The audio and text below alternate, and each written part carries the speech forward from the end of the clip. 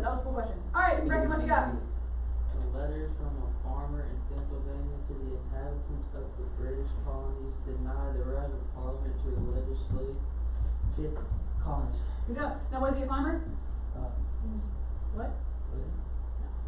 He called it, he was a lawyer, but he didn't want it to be immediately known that he wrote it because he was a little bit worried over what the British would do. So it's from a farmer. It's in the middle of nowhere. For real, it's like 8. I think he was basically just saying, okay, here's where I'm at, and here's the rights of us as the American citizen, or British colonists, as he called himself at the time. They didn't really call themselves Americans.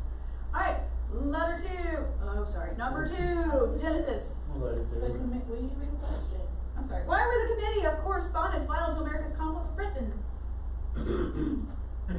The committees of correspondence was vital to America's conflict with Britain because it kept neighboring towns informed of problems with Britain when American solutions were known to the world. No, basically it was like a newspaper system, basically keeping everybody informed. Alright, letter 3. Oh my. Number 3. What act closed the port of Boston until the East India Company was reimbursed for the tea destroyed in the Boston Tea Party? Chris. The Boston Port Bill closed the port. Why was that bad for Boston? Because they couldn't trade. Yeah, so could they get food? They could, but could they get enough food for a lot of other people? No. So that's how come you read about how the other colonists were sending over food and supplies, because not only could they not get food, they couldn't get regular supplies to like run their lives. And so colonists said, oh, we're gonna help you out. Alright. Number 4. What act wiped out the American colonies' western lands by extending the borders of Quebec? And why did the colonists view this act as a threat to religious freedom? Ethan's turn.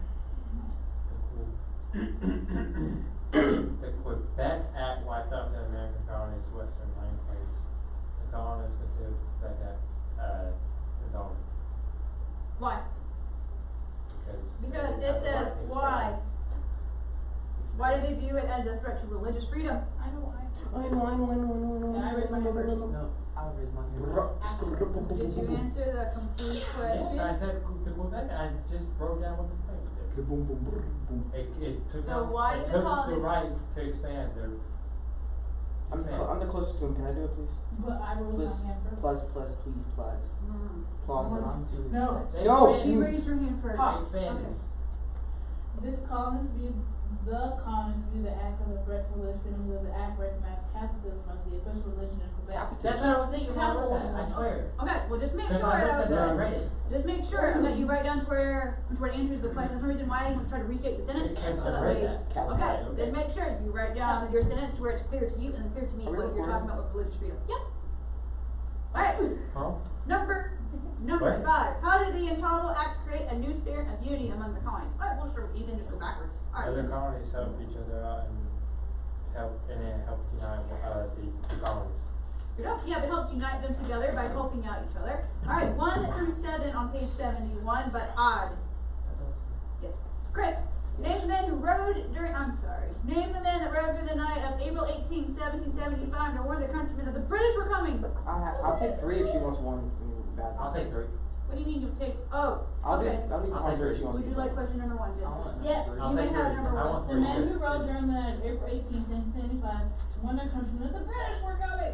I'll take 3 because Paul Revere and Dr. Samuel Prescott. Good job. William Dawes, Paul Revere, Dr. Samuel Prescott there. I mean, we're technically 3 of them. So we're talking about why do we only really remember Paul Revere? Because his name's cool. It is really cool. Or Alright, Vader. do you mind, Chris, if I give it to Ethan, since Ethan very passionately wants number 3? Alright, Ethan, who was the leader of the Green Mountain Boys?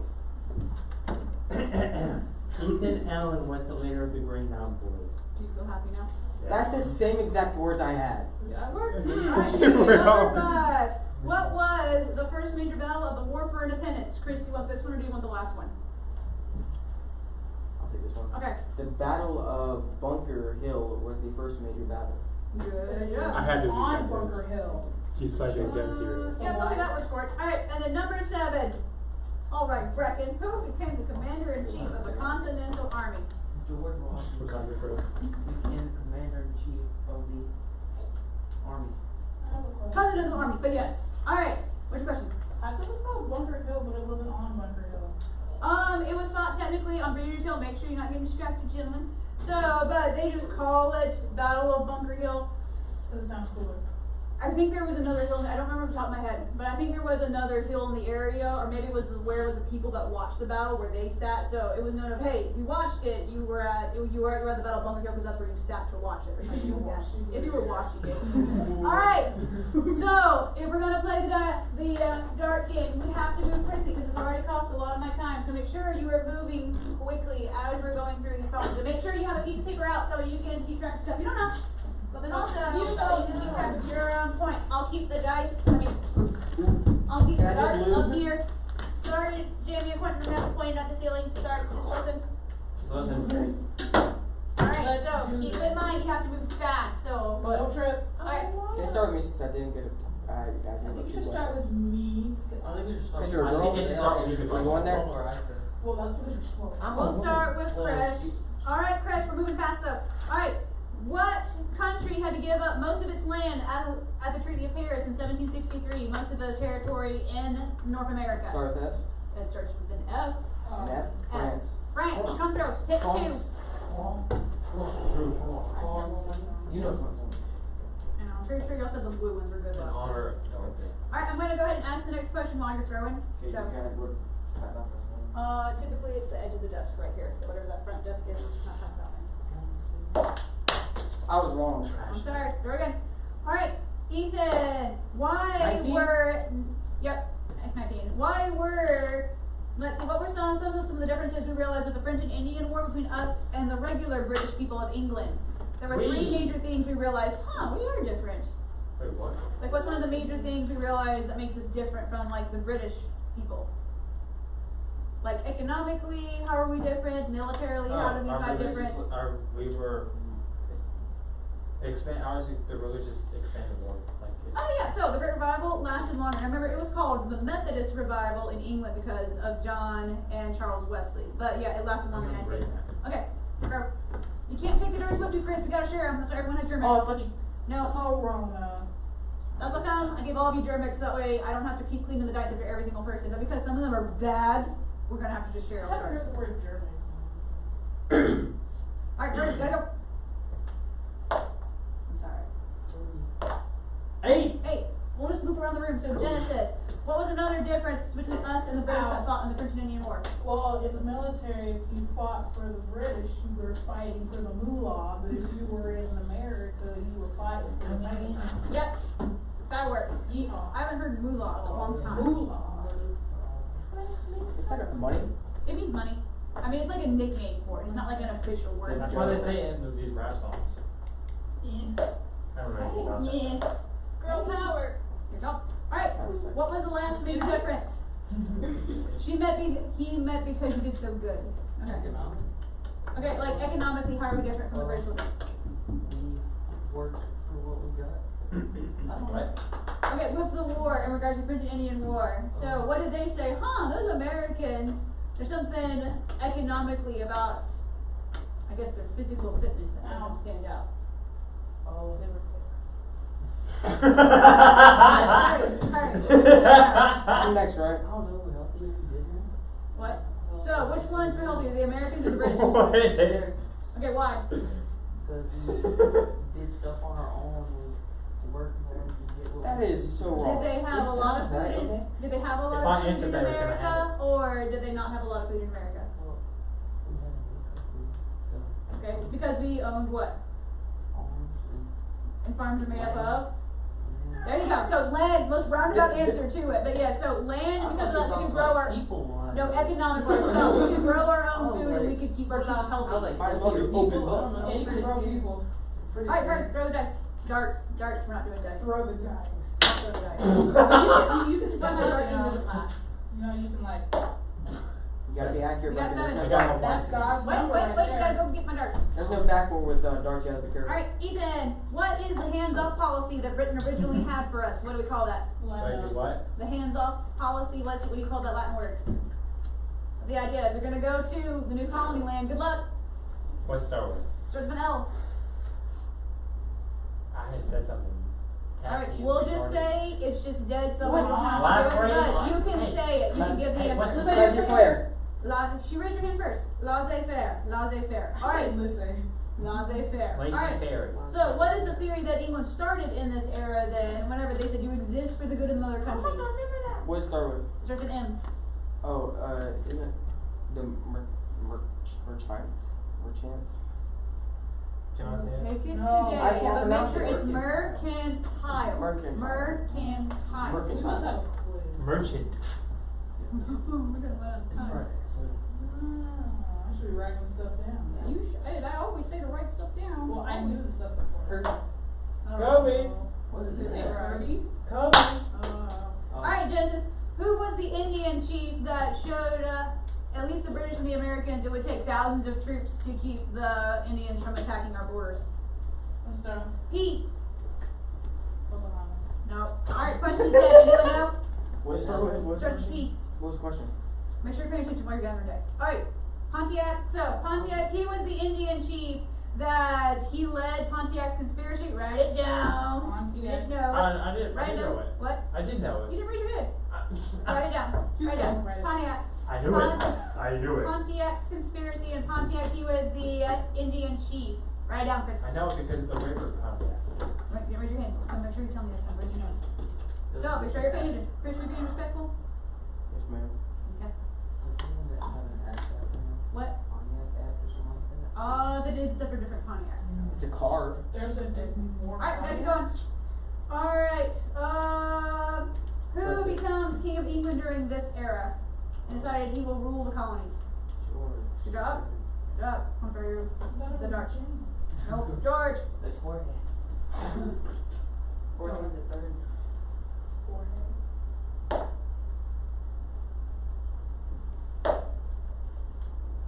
What did you know, Tim? Alright, Ethan. Alright, so there were two in particular hated acts of Lord Grenville's acts for it. What was the act that, there's no way around this, that decreased the tax on raw sugar but then raised it on refined sugar to balance out the revenue? What was Sugar that? Act. What? Sugar Act. Yes, 1764 technically, but yes, the Sugar Act. Literal sugar. What was it called? Sugar Act. Cut Sugars. costs of raw sugar, raised price, watch out for tech, on refined sugar. So they were salty. 16. The sugar. It was just supposed to raise money, so that's why some of the colonies were angry about it. Ow! Alright, what was the act that provided that you had to buy stamps or seals to affix on the legal documents? Stamp act. It's his turn! The Oh. stamp back. It's stamp bag. For some reason, when you looked at me for a second and looked back over there, I'm like, oh, why she hasn't put There's only one step. Stamp bag of 1764, but yeah, this is the stamp bag. Right. There's two sugar acts. Nope. Brit. Okay, did you really know some word? Alright, who wrote The Right to the British Colonies Asserted and Proved? Is it my turn now? Yes. Who wrote the what? Right to the British Colonies Asserted and Proved. It starts with, his last name begins with an O.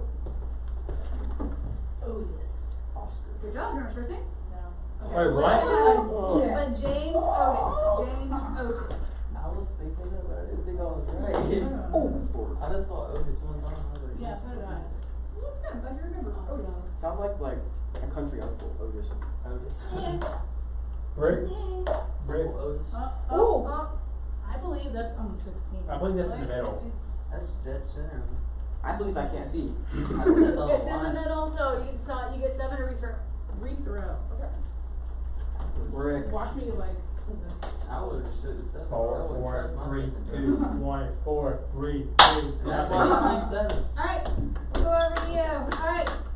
So, why did we feel like we were being taxed unfairly by Parliament? Where's that? Where to start with? There's not really a term, but I mean, like, why did we feel like that we were being taxed unfairly by Parliament trying to tax us? Because we only wanted to pay for one place and not over. I don't know. I don't know where you're going with that. Alright, question is dead. Alright, Chris. No taxation without representation. Yes, because we That- didn't that feel was like we all were I said. represented. Oh, Yeah, I thought I had to taken explain that. it. Okay. Oh. No taxation. Without representation, because we felt like we were not represented in Parliament. Alright, I think we can do one more round, and then we're gonna stop. Alright, so who was the person that thought that the colonists were only unhappy about internal taxes, not external taxes? He was wrong. He's the Chancellor of the Exchequer, or the Treasurer. Start with, His last name starts with T. what's first one start with? No, it'll take too long. Huh? It'll take too long. His first name is what? It'll take too long to copy the letter for all of them. Tyndale. What? Tyndale. Nope, that's anybody remember, that's from chapter 2. Alright, question's dead, anyone remember? Is it like the guy who had his son in it? Nope, not Tent, somebody else. Alright, write down Charles Townsend. Charles Oh, the Townsend. thing that comes next. Alright, who wrote Letters from a Farmer in Pennsylvania to the inhabitants of the British colonies? Your homework was over this, but then also we talked about it yesterday. What is the last one? D. Oh, you looking at me? D. D. It starts with a D. D. I can't make the sound. Daniel. Nope. Alright, question is dead. Did you know? Dickinson. John Dickinson. Alright. Alright. Who was the new Prime Minister that urged the repeal of the Townsend Act, saying just this isn't worth it, we need to get rid of him? Alright. His last name begins with an N. Newman. Nope. Question dead. Anyone know? Alright. Question? Pay attention. Isn't it like no? Kind of. Whatever. Alright. Lord Frederick North. North. North, like the direction. North. Alright. Lord what? Lord Frederick North. Alright. What do you call the general search warrants that were basically to give the officers the ability to search anywhere at any time? Why do I have it since I was talking about it yesterday? Oh my god. That's so. W. I know it's not gonna be. Should have one more round. Don't know. I don't have time. Class is already almost half So, over. it's that. Okay, anyone know? Alright, Chris? Warrants. Nope. Okay, you're right. Today we called them search warrants, but back in the Warranty day. movement. Anyone know? Oh. Starts with the W. Yeah. Warranty act. Nope. Mookie Blaylock. Okay, how does it start with W? Alright. Writs of assistance. So writs of assist. So writs of assistance. Just make a note for that on page 62. So writs of assistance. We don't have time, I gotta go. Alright, so you don't have a quiz today. But you should make sure that you're studying. So if you're struggling with stuff like this, make sure you're staying on top of it. Alright, who has 15 points or more? Because we did get through some rounds with some people. Alright, who has 25 or more? You have 19? I have 19 as well, and I only threw one. I have 40. You really? Yeah. Alright, don't forget your candy. Alright, so also keep in mind, what should you also be studying if you're really bored over the 3-day weekend? Our states and capitals. States and capitals. If we have time, we'll go over them at the end, but I want to make sure I have enough time. Alright, so go ahead and turn your textbook to page number 67. We're not 20 anymore. 67. Alright, there are several things just showing how the tension between the American colonists and the British were becoming more and more inflamed, where they were just basically doing things in some cases to aggravate each other. One of the major ones happened in Boston whenever you had a group of boys that started aggravating a sentry. He called over people to come help him. People came over to basically watch and to see what was going on. They got more and more rowdy, started to riot a little bit by harassing the soldiers. Somebody said fire, it freaked out the soldiers, so they fired into the crowd and people died. What do we remember that event? Alright? The Boston Massacre. Okay, how do you say it, Phil? Okay, massacre. Boston massacre. Well, it's okay. I think you just psyched yourself out once you said it. So yes, Boston massacre. Now again, it's just the idea of showing just emotions are getting out of hand, where people are just aggravating each other. We also talked about the ship that ran aground near Rhode Island. So the people attacked it and they set it on fire. They took all the people off because they didn't want to kill anybody, but they were just angry at the boat. What do we remember that incident as? You did get your hand first, Chris. The Gaspee incident. Good job. Just make a note for that as well. Alright, so that's pretty. The Gaspee incident is on page 66. So this one, it ran aground near Providence, Rhode Island. So this is the Baptist group as a side note. And so they went over, took all the people off, burned the ship, but they saved the people. So it was the idea of, again, just emotions just running out of hand. They're upset, they're angry, so they're doing something about it, but not necessarily the right thing every single time for it. Alright, so Committee of Correspondence. This is to just keep people informed and to point out that, okay, who is over the colonies according to the colonies' charters? Who is over the colonies? Reckon. I don't know. Who's in charge of the I colonies? was reading that Gatsby and something. Okay, well, who's in charge of the colonies? Who's the one person that's in charge of all the colonies? Reckon that a little bit. All right, Genesis. The king. So who's in charge over all the colonies? Okay, so the king's in charge. Now, keep in mind that Parliament hadn't ever been in charge of the colonies, or hadn't ever been allowed to tax us. Ethan. It had? No, it had not. So remember, originally each colony was allowed to come up with their own body. Remember, like the General Court and the House of Burgesses? So they could tax themselves, but they had never had Parliament supposed to represent us. Now, all of a sudden, Parliament's going, excuse me, we'd like to tax you.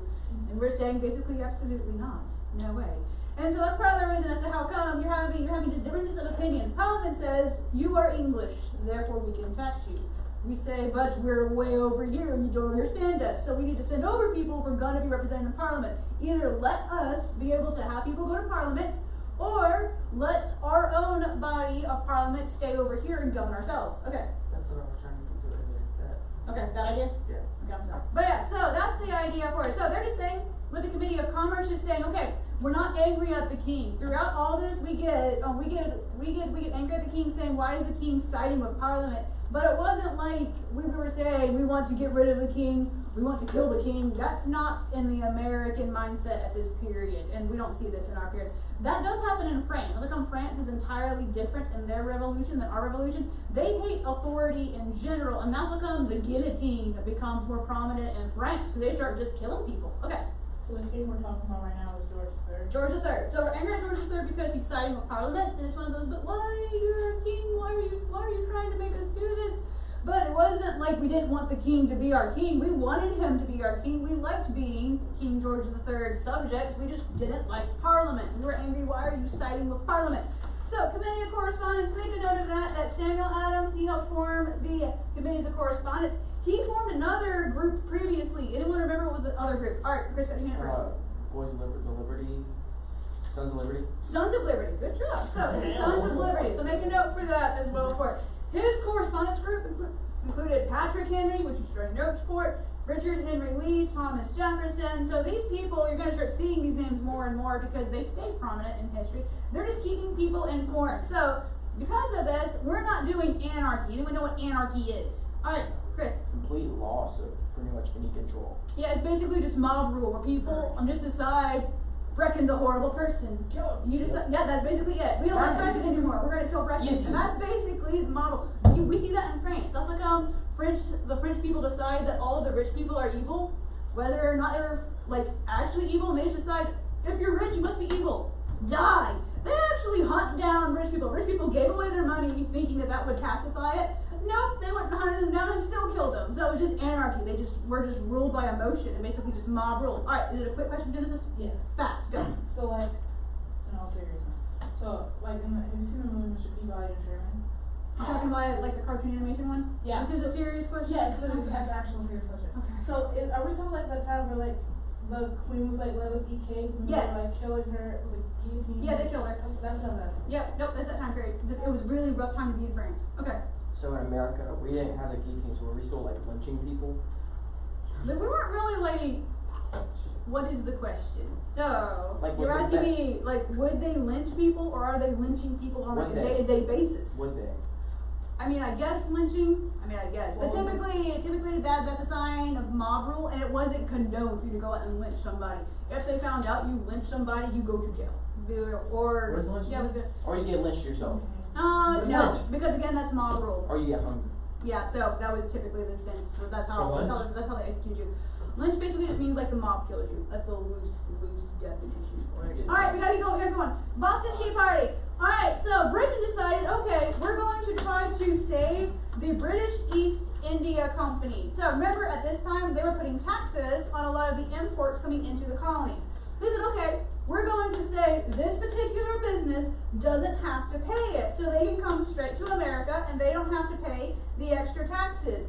So the American people were basically infuriated, saying, you're basically giving showing favoritism to one company, the British East India Company. You're giving them a monopoly because you're trying just to keep them from going bankrupt. That's not fair. How are you supposed to justify this? So because of that, they told them whenever the tea showed up to ship it back home. Except for Boston, because Boston's having trouble in general in this time period. So you have the Boston Tea Party. You make a note of the year for it. So 1773. They dress up as Native Americans. Now keep in mind, these are Caucasian Americans. So it was very clear that they were not actual Native Americans, but it was just supposed to kind of help me symbolism. A lot of the Americans in this time period viewed Native Americans as like an independent thinker or someone that didn't conform to society. So it's more like a statement like, hey, I'm like a Native American because I don't like what Parliament's doing. I'm an independent thinker idea. So it wasn't like they thought that the Indian disguise would actually work and keep them from being identified. But it was more of like a statement for it.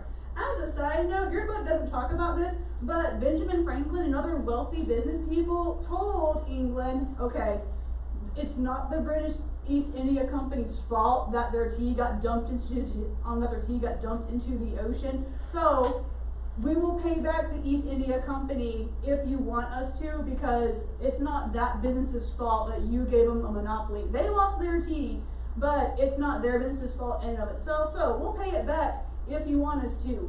Parliament was so angry about it though that they decided, no, we're gonna make sure it stings. We don't just want the money back. We want to make sure that we hurt Boston in particular for it.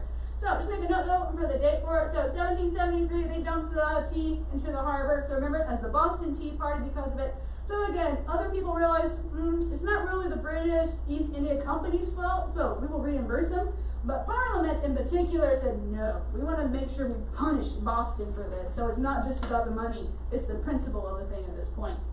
Alright, so because of this, Parliament passed a series of acts called the coercive acts, or trying to force someone to do something. We call them the intolerable acts. So just make a note of that. So intolerable, does anyone know what it means to be called something intolerable? Alright, Chris. You can't stand it. Yeah, so they were saying these acts are so unfair we can't live underneath them. So make a note of the different acts as we go through it. The first one was the Boston Port Bill. All right, what did this one do? Anyone remember from homework? All right, this is our hand up first. And close the port so that no one will be able to trade in Boston. Yeah, so not only is it that they can't get food anymore, but they also couldn't get any other type of supplies either. So there wasn't a lot of trade on land. There was some, but because water was the major route, that's how people traded back and forth. So that's the reason why if you closed the harbor, they couldn't get most of their supplies anymore. All right, the next one, this was a little bit harder. The Administration of Justice Act. This guaranteed that if you had the officers in Massachusetts, if they were enforcing these different rules, that if they were accused of a legal offense, they would be sent back to England to be tried. They wouldn't be tried in America, because that was why a lot of the officers were scared to enforce Parliament's decisions, because they said, well, if we enforce this and we get accused of being not fair about it, and we're put on trial in America, they're going to agree with each other. So they said, okay, no, you enforce the rules, and if there's any type of legal action, you'll be tried back in England, so don't worry about it. So that was to give the British officers in Massachusetts and in Boston in particular to feel like, okay, it's safer to enforce the rules. I'm not going to get lynched, was the idea. All right, yes, quickly. So Massachusetts Government Act, this severely limited the power of self-government in Massachusetts, and again, Boston, but Massachusetts is where Boston is located. All right, the last one at the top of the next page. So the Quartering Act. All right, this Quartering Act provided that the British troops be housed not only in taverns and in deserted buildings, but also in occupied dwellings. All right, think through this appropriately. But why, as a business owner or a farmer, not want British soldiers to stay in your house? All right, Chris. Business reasons. What? Because people wouldn't like you because you have them in your house. All right, so they're being forced in your house, but if this is where your family lives, why is that a problem? All right, Ethan. What? Very personal. Name it what? Very personal. Yeah, and keep in mind, this is where like your wife and kids live. So because of that, they were worried about the British officers threatening their families or being mean to their families. That was a very real fear. We're going to talk about that a little bit later on, that some of the British people were really mean to the families. And so because of that, the Americans said, we don't want these soldiers in our houses. This is with our family and with our kids. No, we don't want them in here. This is where our families are living. So the last other kind of act, now this one's technically not part of the Coercive Act, so make a note of it. But the Quebec Act, we also didn't like it, so as a tendency, we would shove it into it. But technically, it's not part of it. So just make a note, the Quebec Act was unrelated to the Coercive Act, but we still considered it intolerable too. So it basically canceled our claims that we wanted going down here and expanding our territory. Now remember, this is the application proclamation with the idea of we couldn't go west past the Appalachian Mountains.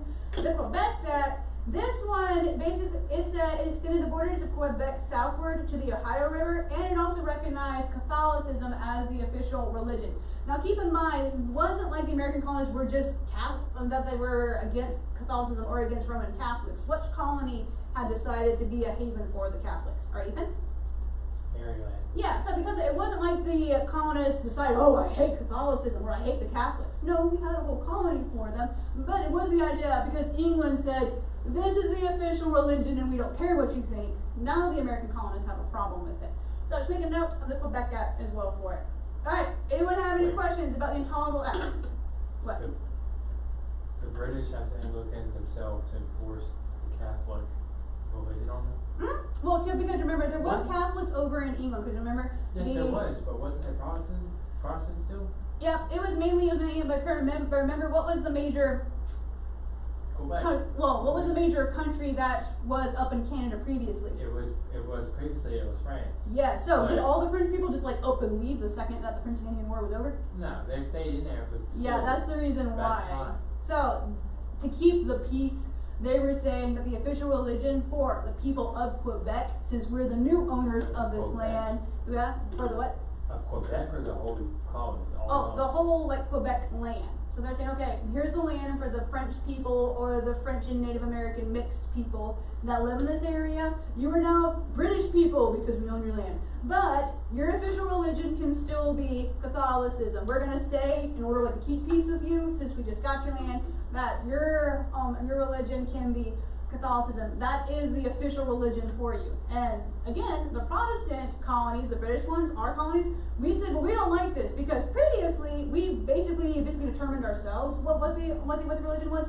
We don't like the idea of England forcing religion on us again. Now, it wasn't the idea of just Catholic. It was the idea of Anglican or Catholicism. Okay, good question. Were there papers signed saying people own land, or did they just go and say, I own this now? I think officially there had to be papers for it. I don't know if they still have them today. Whenever we go out west, some cases, they still have their official documents, like in Kansas. They had to say, here's my section of land that I own, that my great-grandfather bought. I don't know if people still have it, or if it's just customary at this point in this New England area. But I think technically you were supposed to have a paper for it. So that way you couldn't dib or sell the same piece of land over and over and over again to some poor unsuspecting soul. So that's the reason why for it. Alright, so we might have questions about these coercive acts, and then also the Quebec Act. Alright, First Continental Congress, make a note of the year for it. So again, it's just the next year. So 1774. This is the Continental Congress. This is not the Stamp Act Congress. Anyone remember what was the year for the Stamp Act Congress? We already have that date. It's obviously before this. Anyone remember?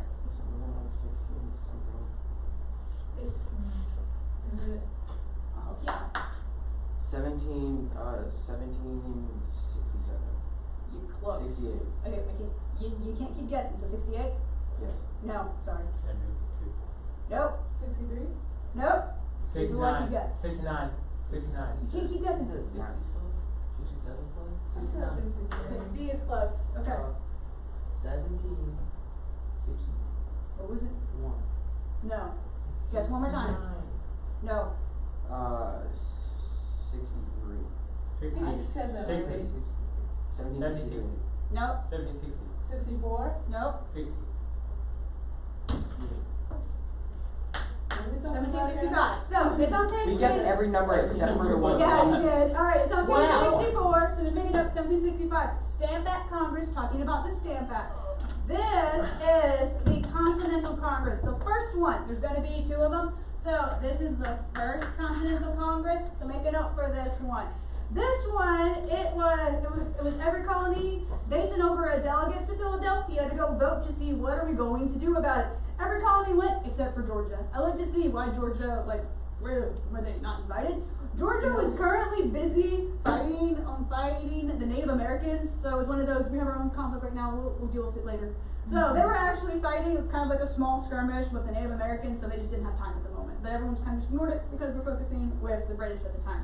Alright, there are 4 things that were listed as the rights, as people said, okay, from the Continental Congress, here's the 4 things we know. There's 4 of you in here, so we'll let you read. Alright, Genesis, go first.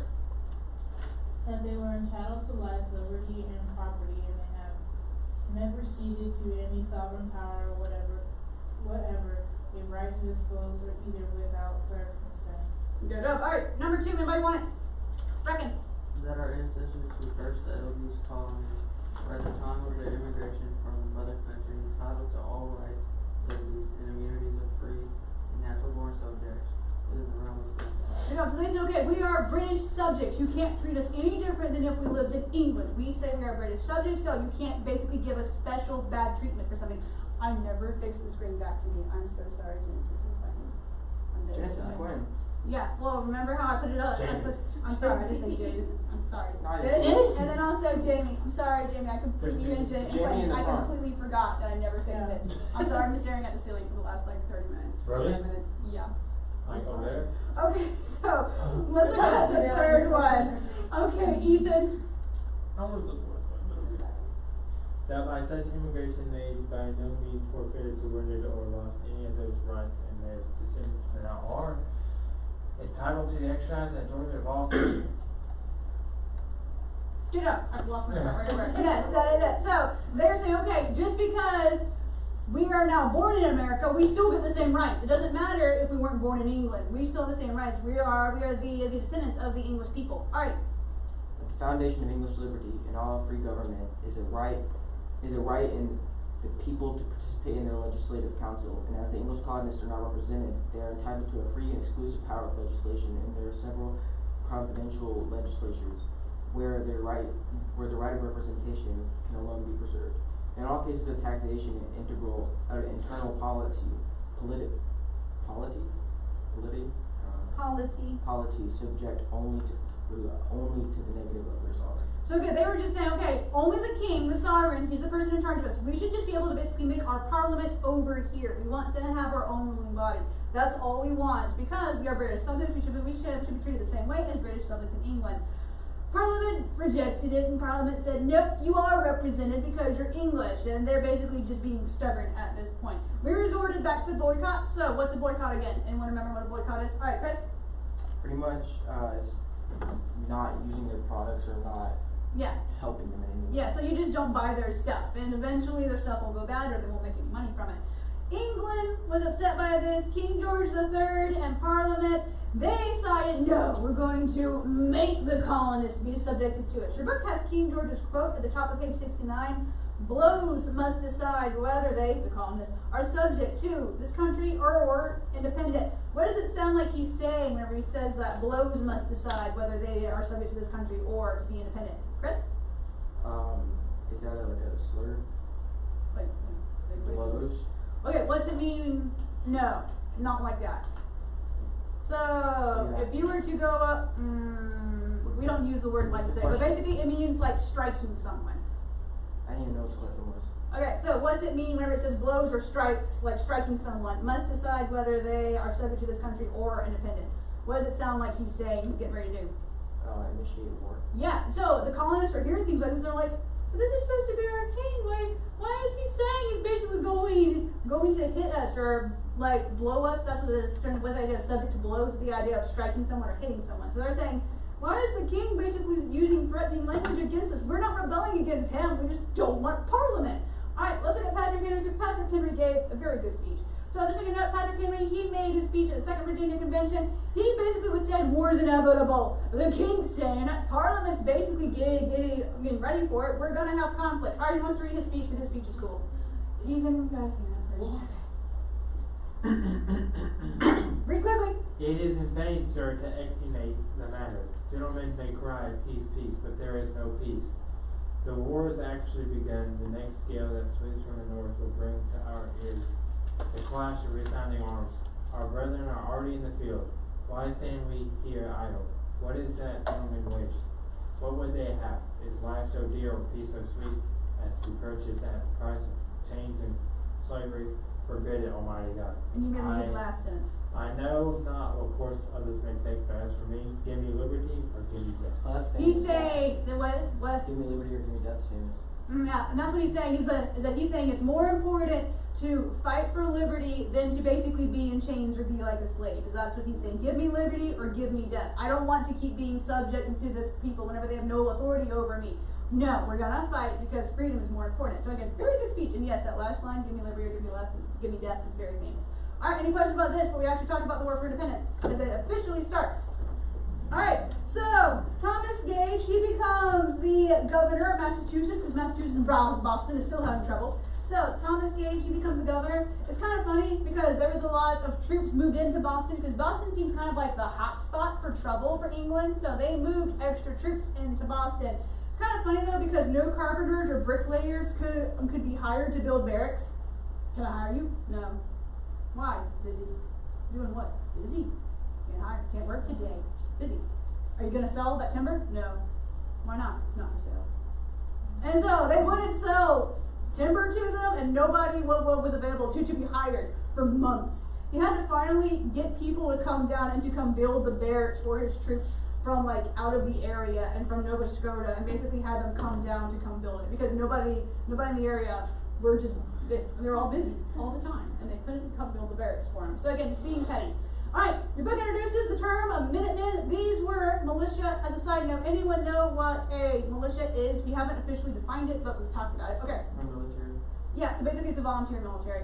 So these Minutemen, they were called Minutemen because they had to be ready to go fight at a minute's notice. Keep in mind, this is their family that they are defending. So basically, it was like a first defense. If the British start to attack, you have to be ready. So Minutemen, these were the volunteer fighters that had to be ready at a minute's notice. Next page, quickly. Alright, Lexington and Concord. So the British were going to go capture John Hancock. He's going to be important later. So John Hancock and Samuel Adams. We're going to talk about Samuel Adams. We know what he does. So Samuel Adams. So they decided that they would march to Lexington and Concord specifically to get the ammunition store there and to go capture John Hancock and Samuel Adams. Well, the Patriot leaders found out about it. Now, specifically, they sent William Dawes to go warn Samuel Adams and to go warn John Hancock. So specifically, that one was William Dawes. Two other people rode with them to tell the Minutemen to get ready. The British are marching. So Paul Revere and Dr. Samuel Prescott. Make a note of those other two. There was actually 30 other writers that also went out, but we just remember those three. Anyone know why we remember John Revere in particular? Okay. John Revere. Sorry, Paul Revere. Excuse me? The British Revere. I'm combined two names. Sorry. The British Revere. Yeah, but why do we remember? Because other people rode with them. So why do we remember Paul Revere for that specifically? Is he ring the Liberty Bell? Nope. Well, it was like he was like swearing all the time. Like, No. he was like, There's a main reason why.